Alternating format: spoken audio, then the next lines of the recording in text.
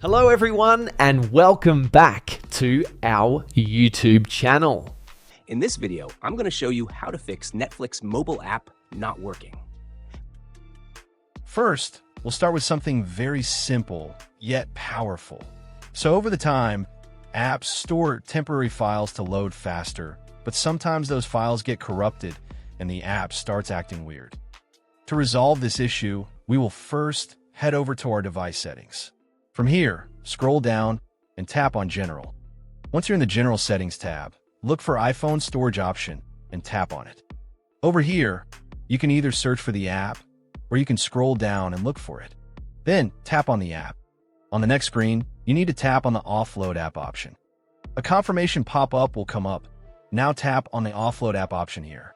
It'll take a bit for processing, and then a reinstall button will show up. Simply tap on it to reinstall the app. This should resolve the issue, but if it doesn't, then you need to check if the app is running an older version. Head over to App Store. From here, double tap on this search icon in the bottom right corner, and then search for the app. Once the app comes up in the search result, and if you see this update button right next to the app, simply tap on it to make sure you're running the latest version of the app.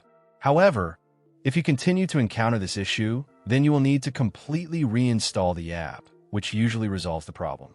Head over to this screen the way we did before. And over here, tap on the Delete App option here to uninstall the app from your device. A confirmation pop-up will come up. Now tap on the Delete option here.